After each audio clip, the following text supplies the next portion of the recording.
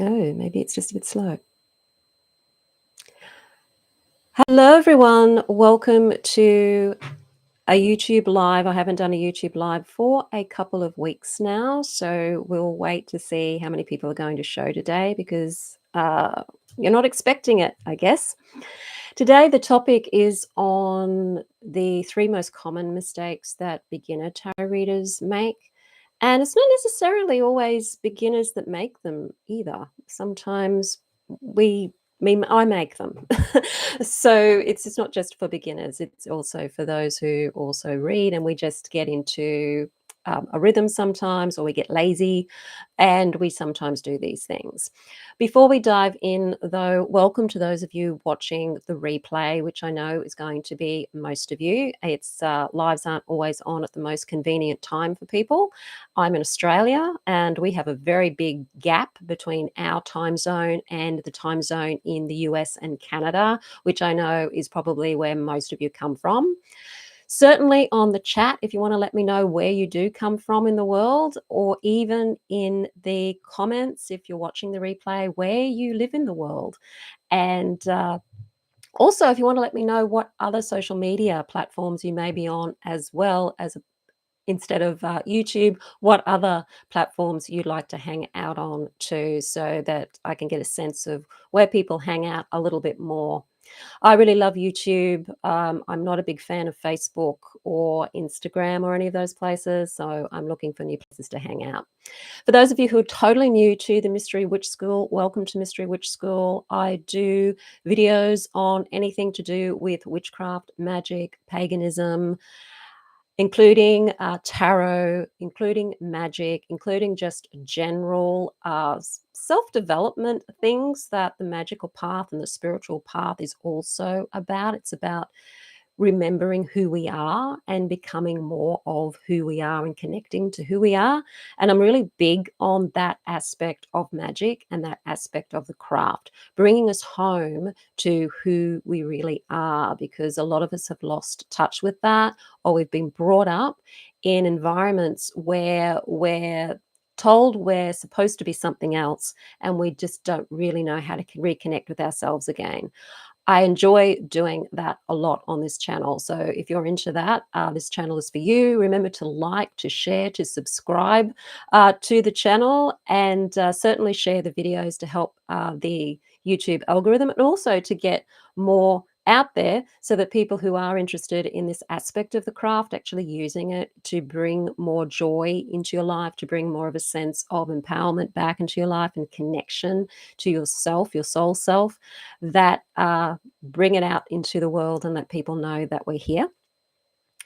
If you want to have any tarot readings or any consultations with me, you can certainly do that. I have links in the comments field underneath this video so that you can choose what it is that you want. If you want a tarot card coaching session, the links are all there. If you want a one-on-one clarity session because you're looking for some coaching to help bring more confidence into your life, or to release any of those negative beliefs you have, all that information is there too, as alongside of all the courses that I've got there too, including the Confident Tarot Reader, which I'll probably talk more about at the end of this video. Okay, so now we've got some people joining. Hello, Edward. Hello, Jose. Hello, or was it Josie?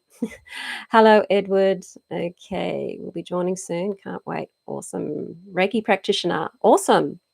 From the UK. Wow, you must be up quite late. Okay, awesome. So we'll start with what I'm talking about today. One of the reasons why I developed a tarot card course to help people read tarot confidently was because I struggled a lot with reading tarot myself when I first started reading. I tend to be more of a thinker than a feeler. And so my brain would be looking at analyzing things, remembering meanings. And so when it came to reading a spread, I would just get like a mind block. There would be nothing. It'd be blank. And I'd be fumbling around in my head trying to remember the keywords and the meanings of the cards that were in the books. or I would be looking up the meanings in the books. And I did that for a long time, and it was really just a lack of confidence that had me doing that. I didn't have anyone to guide me on how to read the tarot. I didn't have anyone to show me how to use my intuition reading the tarot. All I had were the books at first. Of course, later, Google come along, and so you can Google. And now, of course, we've got the chatbots, which make it a lot easier to run around trying to find what tarot cards mean. All you have to do is type in the request in ChatGPT, and it'll bring you up a whole heap of meanings. So it's getting easier and easier to find what the cards mean. However, we have to stop doing that at some stage. So the first mistake that I want to talk about is relying too much on the books, on Google, on ChatGPT, or any of the AI bots. They're fine to begin with, and if you're studying the tarot and you're wanting to get into the meanings and get different points of view, the books are great. Even ChatGPT is useful. I'm even going to do a video later in the week to give you an idea of how you can use ChatGPT to help you learn the cards. So I won't talk so much about that in this video, but you can utilize all of these things to help you learn the cards and from time to time refer to them, but just don't rely on them. Okay. Give yourself some space to be able to look at your cards and intuit, allow your intuition to guide you onto the possible meanings of the card. They are there in the card. If the card is well designed, if you've got somebody who's created a tarot deck and they're really well designed, then the meaning should be able to come out through the designs on the deck. And you may find that you may have to go through various different decks until you find one that you connect with, where the pictures on the card, the symbols on the cards speak to you. And so it can take a while for you to find the right deck to work with. Not everybody is going to connect with the images on the Waite Smith deck, which is still the most popular deck.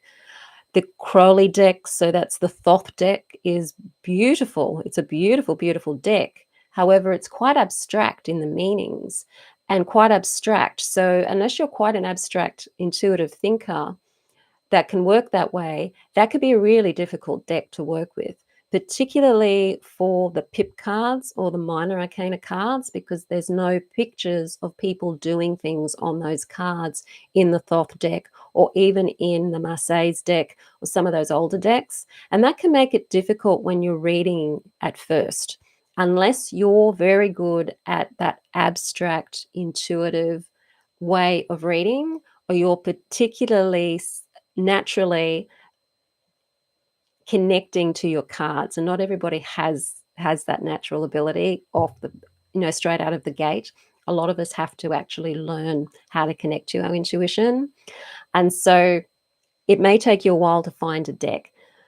But when you do, spend time with your deck looking at the pictures, the colors, the symbols, the directions the characters are facing. If there's more than one character in the picture, how are they facing each other? What's their posture? Those things are the information that tell you what the meanings of the card actually are. And those are the things that are going to resonate with your intuition. So while at first you may want to look up the meanings of a card, I would actually suggest that whether you're an absolute beginner and you've just bought a deck and you haven't even opened it yet, or if you've been playing with your cards or practicing with your cards for a while, is to put the book away and do a reading just based on how you feel or what information you're getting cognitively from the pictures or the images on the cards themselves, and play with that, just reading for yourself or doing a mock reading. You can do mock readings where you're imagining that you are reading for another person, and so you just shuffle the deck, lay the cards out without necessarily thinking of a question because you're not doing an actual reading, and tell a story based on how those cards turn out. And what that does is it gives you practice in looking at the cards and how those cards can mean different things for you, what stands out in that card, and how the cards can tell a story. So that when you do a reading for yourself or for another person, you can then add that connection to the other person if you're reading for someone else, or add that story that the cards are making to the question that you've asked the cards. And that's one of the ways that I teach tarot, particularly at the beginning in the Confident Tarot Reader course. I teach using, at the beginning, mock readings. If you don't have anyone to read for, and a lot of people are in that situation where you don't have friends and family who you can read for regularly, the only way you can do it, if you're sick of reading for yourself, is to do a mock reading. And it's okay to do mock readings that way every day. Just throw three to five cards out and tell a story using those cards. And it will get you fluid with the cards, how they feel to you, what they look like to you. From time to time, you can certainly go to the books to add an extra dimension. You can come up with a reading yourself. So say you've got 5 cards and you just spread them out and you tell a story from the beginning to end based on what those cards look like. And in the Confident Tarot Reader course, I go through a lot more detail on the different facings, on what the characters might be doing, and if there's reversed cards or anything like that. But at the beginning, if you're just doing it on your own, just look at the pictures and see what story they're telling you. You know, if you were writing a book and you're looking at this as characters in the book, what are they doing? If you're looking at it as a storyboard for film, what's the story and what are the characters doing? And then go and check with the book. Then go and check with Google or ChatGPT and see if that can add anything to that. That's a good way to start, to try and get away from always relying on the books and always relying on these other things.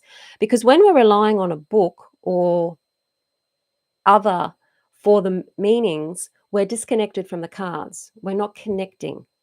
We're up in the head and we're not connecting at all to the cards. We're not connecting to the other person if we're reading for someone else, or if you're reading for yourself, you're not connected to yourself. What you're connecting to is the book. And that's going to stifle your intuition if you're relying on that. I was a big one on the books. I had no way of, at the very beginning, of really knowing how to engage my intuition. I hadn't heard anybody speak about using your intuition with reading the cards in any of the books that I'd read.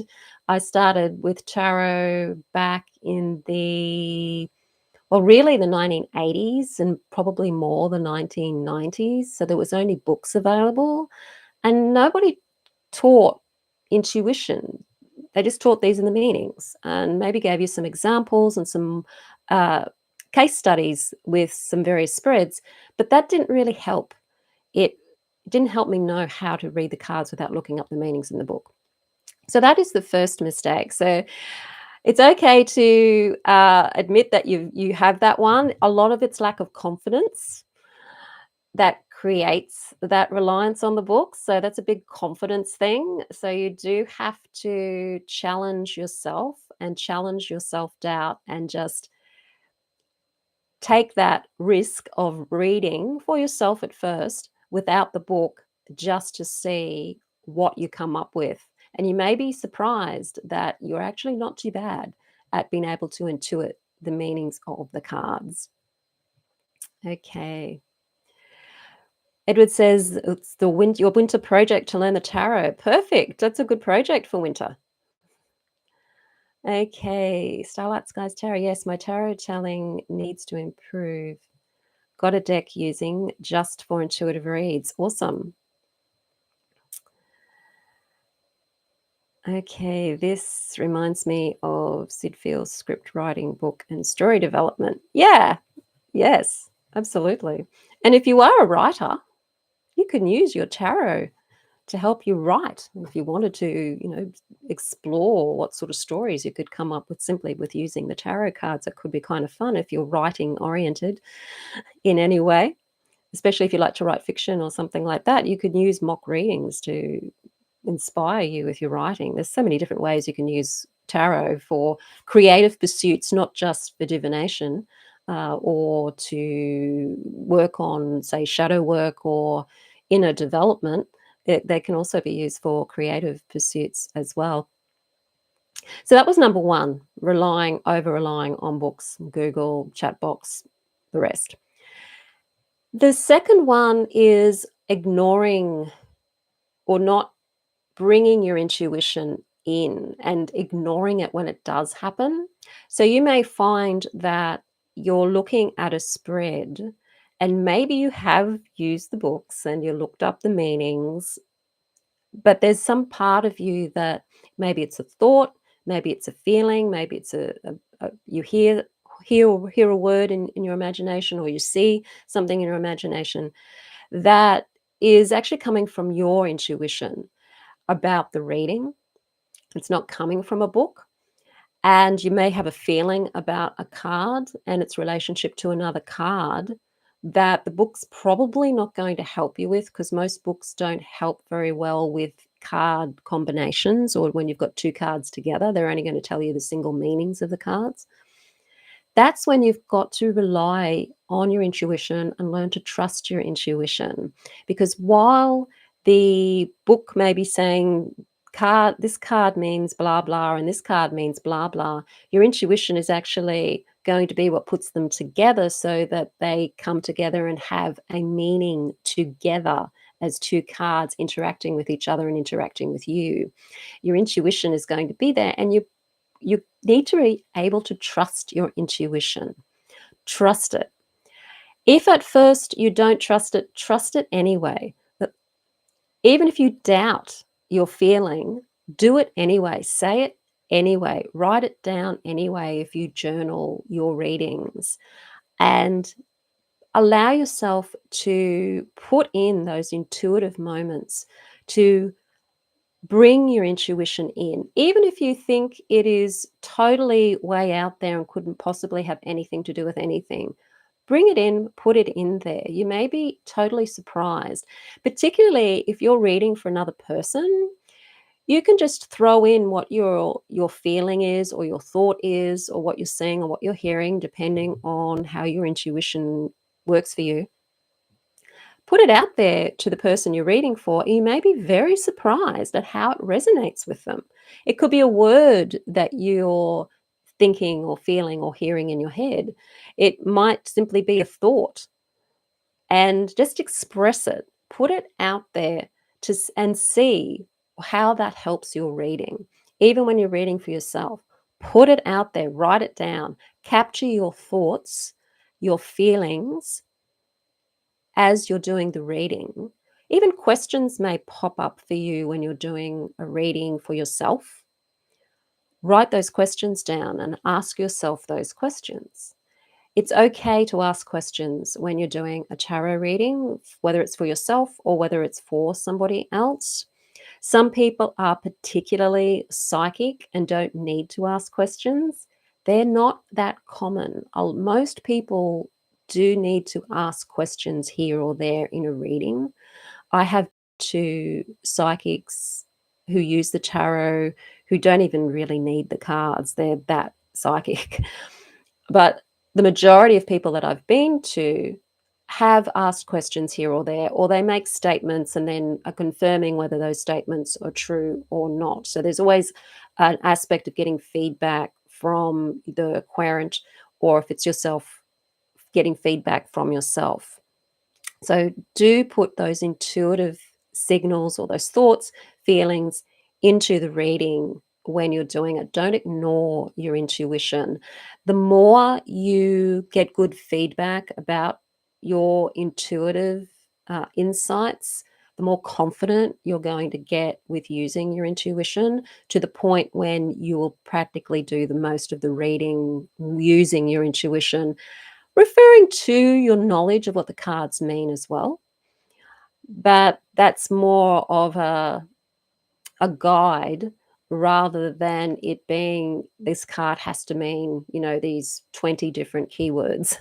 Because for a lot of tarot cards, you're looking at over 20 different keywords, and that's a lot to remember. It's a lot to remember. So that's number 2. Don't forget your intuition. Number 3, your questions are really important. How you frame your questions or how the querent frames their question is going to be really important to you and how easy it is for you to do the reading, because the cards tend to tell a story. They don't necessarily give yes or no meanings. So they're not going to say, yes, this is going to happen, or no, this isn't going to happen. They're going to give you more information and more detail. You can certainly gauge whether something may be successful or not successful by the reading itself. So I guess you could take that as a yes or a no. But you don't want to be asking questions that have a yes or no response. So that's a closed question. So closed questions are questions where there's a yes or no response. So avoid those questions. And if your querent is coming to you with those questions, you need to dig a little bit more deeply into what the person's really wanting to know. Now, I know a lot of us come to the cards. I'm guilty of this too, because we just want to know whether something's going to be a yes or a no. And while the cards can help with that, sometimes it's not so black and white. Sometimes it's not so yes or a no. Sometimes it is a lot of other stuff in between, because there might be other nuances there. There might be things that you're doing or the querent's doing that is going to influence whether it's a yes or a no, and the reading is going to talk about those things. It might even highlight where the person could perhaps do something or change something or think differently in order for it to work out, or in order for it not to work out. So the reading is going to give you a lot of detail. So when you're doing a question, make it an open-ended question, like begin with a how, like how will something work out, or what is the potential, how can I do something? How can I make this happen if it's something that you're wanting an outcome for? How could this possibly work out if I do blah, blah? So make it a little bit more specific. You can ask what questions, you could ask why questions, but how questions are actually the best ones to ask. So if you can get your question into a how form, then that will help you with the reading, because the cards are good at telling you how things happen, or how things could work out, or how things might pan out if this happens. They can really help you with the how. So look towards going more for a deeper meaning, going with the how, rather than necessarily even a what or a why or a who. Who is another difficult one as well, because the cards will again bring in a lot, a lot of information. The cards can be sometimes quite specific. Other times they're not specific at all. They're a little bit more broad in what they're telling you. So you've got to allow for that with the tarot. It's not a pendulum. A pendulum can do a yes or a no, but the tarot, not so much. So just remember that if you're reading for yourself or reading for somebody else. Okay, you must flow through the energies. Yes, you do. Should one meditate before tarot readings or ground? Absolutely. Absolutely. If you have the time in between doing tarot readings to ground yourself, it's important to do some sort of little ritual in between readings. Some people will knock on their cards 3 times, 7 times, or 9 times. Some people will just do a really quick grounding, so connecting your feet to the ground. Some people will clear their energy using visualization of either a light energy of some color around themselves and the cards in between readings. If you have time to meditate before a reading, that's great too, because you want to put yourself into a state of calm and a state of connection with your cards. They're some of the things that will help you feel more into what it is that you're doing. So they're the three main things: relying on the books and Google and the chat bots, not allowing your intuition to come through, and asking yes or no questions, or questions that are going to be too limited for the cards. You really want to know what's going on, and the cards can give you a lot of information about that. They're not necessarily going to say yes or no. They, a lot of the time, it could be a maybe, or yeah, if this, or no, because of this, but if you did this. That kind of thing can be a way that the cards are more likely to work. There's a couple of other things to look out for too, apart from those three big things. And one of those is sometimes when you're beginning, and I think this is good when you are beginning, not to necessarily use reversals at first, because that does add another layer of having to remember your meanings. But to bring the reversed cards in at least occasionally, even if you're not someone who uses reverse cards, if it's not the way that you like to read, at the beginning when you're learning, it's good to play with the reversed cards just to get a sense for how you feel for the reversals. And don't see them as necessarily being something that's really difficult. There's a number of different ways you can look at a reversed card. You can see that card as blocking the upright energy. You could see that card as being the opposite of the upright energy. So before you start your reading, you could decide any reversed cards that come up in this reading, I'm going to look at as a blockage to the upright meaning, or I'm going to look at as a release of the upright meaning. Because some of the upright meaning cards, for example, say the Devil card, upright, that is about blockages and obstacles and bondage sort of things that are keeping you bound to the ego, bound to the material way of thinking. And when it's reversed, it can actually be a release of all of that, so that you become unbound from those things, unbound from the ego. So you can look at the cards that way if they're reversed, and play with them that way. Okay, I'll just have a look at some more comments. Will you say a prayer to your personal demon to show how it's done? You can perhaps say a prayer to any ally that you work with. To, if you're working with any of the spirits or deities, say a prayer to them, or a prayer to them, or a request. It doesn't necessarily need to be, a prayer as such. Invite them in to help you with your intuition. Invite them in to bless your reading, or however you feel you need their help. Yeah, invite them in. Ask them to come in and help you. Okay, it's a good general way. That's a good general way till one gets more in tune. Yes, yes. So these are ways that you can work with learning to tune into your tarot cards at first, because it does take a while for you to develop a connection. Another mistake that beginners make is not connecting with the cards themselves outside of your readings. This means maybe going in and doing some sort of meditation exercises with each card. You can either imagine that you step into the card and you meet the characters in the cards and have a conversation with them. It can mean that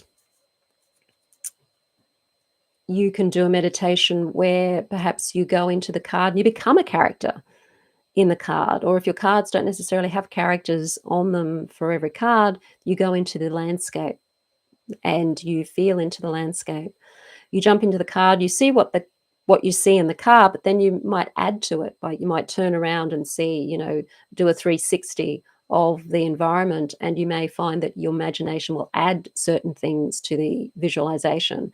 This is something that's worth doing right from the get-go with your cards, going in and doing meditations with them, guided journeys with them, if you can find any guided journeys, or just guide yourself. Jump into the card one at a time. You could do one card a day and work with, what does this feel like to actually be in the card? What does this feel like to be looking at what's going on with the Tower card, for example?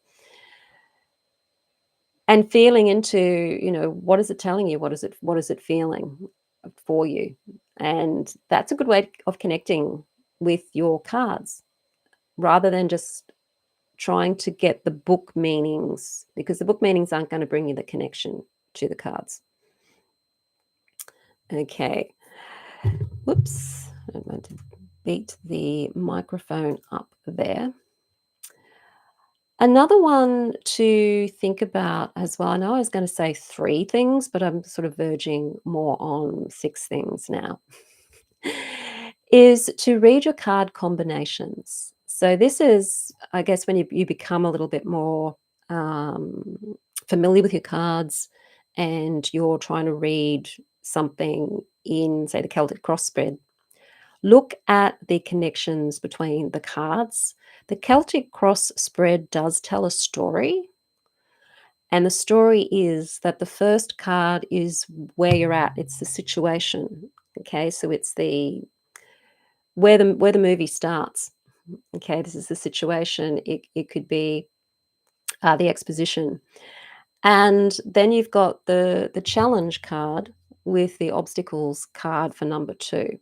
And it could be challenges. In a lot of Celtic cross, originally it was challenges. In more modern versions of the Celtic cross, it can also be opportunities. So some people will see opportunities as well as challenges in that card meaning, depending on which version of the Celtic cross you're using.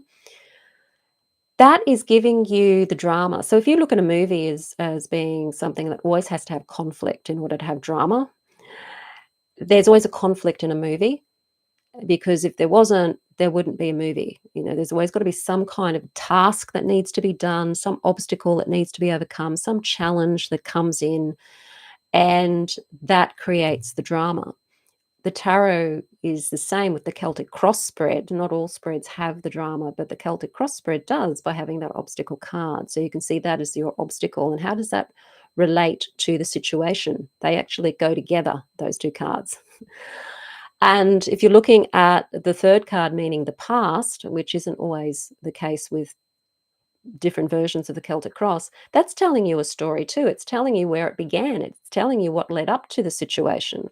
So you're seeing this as the story. So this is a little bit of the past. So we're going back in time to how this happened, how we got to this situation, and what influenced this situation, and perhaps what influenced the challenge or even the conflict. And so you're starting to see a story and a movie within the Celtic cross spread as well. And then if you go to card number 4, generally meaning uh, influences just passing, that gives you more information about what's just happened very recently that's influenced this situation, or that this situation's probably come out of. And what the Celtic cross can show you is how the situation arose in the first place. And that can be a really good lesson in perhaps something that you can look at within yourself, or the querent can look at within themselves, or even contained within how the situation came about, could even be the resolution of the conflict. The information in that past can actually also give you insight into future actions or future possibilities of what you could do to bring the situation into something that you would like to resolve, or how that has influenced the outcome, for example. So they all connect with each other. So don't see the individual positions as individual positions. See them as telling a story, even in the Celtic cross spread. And in the Confident Tarot Reader course, we do go into the Celtic cross spread. It's actually right at the end of the course, because we do a lot of other storytelling with 3-card spreads and 5-card spreads before that. So you get really used to telling stories. And then applying it to the Celtic cross spread, because a lot of people still love the Celtic cross spread. A lot of readers still read mostly using the Celtic cross spread. It is a good spread. You just have to know how to utilize it and how to bring it to life, and that's important. Okay. A card a day is a great idea. So happy I found this channel. Oh, awesome. Thank you, Starlight. Uh, Placements and or just free flow, see what comes out. You can do both. You can use placements, you can do free flow. At first, when I teach the tarot in the Confident Tarot Reader, it's free flow because that's the easiest way to tell a story. You're just telling a story, and you haven't got the added trick or the added difficulty of having to put that story to a placement of the card at first. You can just learn to tell the stories and learn to flow with the story first. And then when it comes to the three card readings can be tricky because there's different ways you can read three cards. It's not always past, present, future. You can work with the energy of the reading and see where the reading is going. Is the energy flowing into the middle of the reading? Is the energy going away from the middle? Is it going from left to right or right to left? Those sorts of things will influence a three-card reading. So I also teach that in the Confident Tarot Reader course as well. And of course, the Celtic cross spread. And once you get the Celtic cross spread, you can pretty much read any of the spreads. So if you grab one of those books that has like 1,000 tarot spreads, you can use those spreads and still be able to read them as a story if that's what you want to do. I also teach you how to create your own spreads as well in the Confident Tarot Reader because I think it's good for us to create our own spreads because you may find that you've got a question or a situation and there's specific things you want to know that a tarot spread that's somebody else has created isn't necessarily going to address. And a lot of that time, that could be how you find your questions are, or even the querent's questions. So you can create your own readings or your own spreads as well. So you can mix and match and do whatever you feel intuitively guided to do at the time.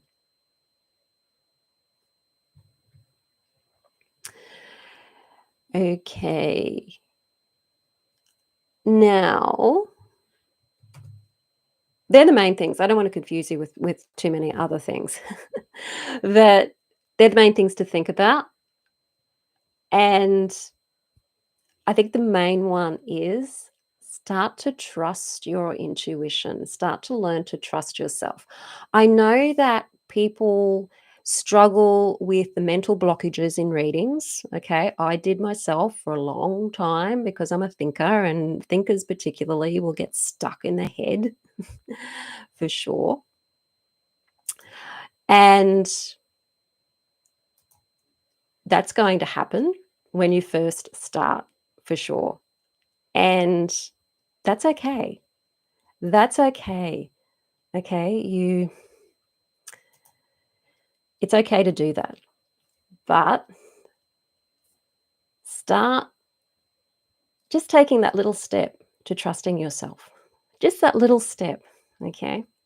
Another thing people struggle with is putting it all together. So I've talked about how you can play with that with storytelling and afraid of reading for other people. Read for friends, read for family, and it's okay to make mistakes. It's okay if you say something to somebody and they have no idea what you're talking about.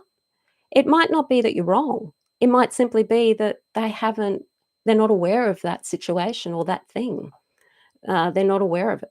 So that's why it's not there. I've had a lot of readings where people have said things to me and asked me questions about, something that honestly I was not aware of. And I would say to them, no, I don't know anything like that, or I don't know anyone like that. But that doesn't necessarily mean that they were wrong. Sometimes that will come to me later that they're actually right. So if you want to connect with your cards, start storytelling with your deck. Tune into your intuition, and that will help you develop confidence. The only way you're going to develop confidence is to practice, practice, practice. That's The only way you're going to do it is through practice, practice, practice. And doing it, feeling the fear and doing it anyway. It's really the only way that you can move through that. It's a matter of just doing it and a matter of just practicing it. But we all go through it at the beginning. We all struggle with it at the beginning. So if you are doing it, or even if you've done it for years, you're not alone. That's why I've created the Confident Tarot Reader course. The course is a do-it-yourself course. Now, when I first launched it, I was doing it live, so you will see interactions live. So there's 2 hour, each lesson goes for 2 hours. There's 7 lessons. Each one goes for 2 hours, plus you get activities and that to do after the lesson. So do have a look at that course if you do want to become a Confident Tarot Reader. You have access to me, even though you're taking your own time and doing the 7 modules. So you could take 7 weeks or 7 months to do it, depending on your timetable. You still have me to ask questions. So if there's anything confusing or anything about the cards or a reading that you're doing, you can always there's an area in the course where you can message me, and you can message me and also get some feedback. Another thing about all of the courses that I have, all of the courses such as Mystery Witch School 101, the Confident Tarot Reader course, and Wheels of Empowerment, is that once you're in those courses, you also get to participate in the Mystery Witch School Zoom moons, which I have at the full moon and at the new moon. So that's where we get together and we do a short write, as well as do a guided meditation and then have a chat at the end, and that's available on Zoom, and we do that twice a month. So that's something that's available to you if you're part of the Confident Tarot Reader course. And I forgot, I'm supposed to give you a link here to as well. Okay. So I'm just going to find the link to the tarot course. I'm just going to put it in the chat. Also, if you really like the chat, you can certainly donate through the super chat, or you can also donate through the super thanks to help support the channel. Okay, overthinking, but we'll meditate in the cards to see if that helps. Use the Celtic to practice a placement read, but we'll use storytelling reads intuition. Yep, there's some good takeaways. Okay. Okay. Okay. Awesome, everybody. Thank you so much for a wonderful live. We'll see you again next week with a different topic. And if you are wanting to learn how you can incorporate, say, Google or your books or even the chatbots into your learning of the card meetings, take a look at my video coming out. Now, if you're in the US and Canada, it's probably going to be a Friday evening, because I normally release them on a Saturday morning Australia time. So that's where I'll pick a card and then I'll go have a look and see what the chatbots brought up about the meanings, and then talk about how you can actually utilize that and learn the card by looking at what the cards, how the card's demonstrating those meanings. Okay, so that should be fun to do. Okay, so everybody, blessed be everyone. Have a wonderful week, and I'll see you next week.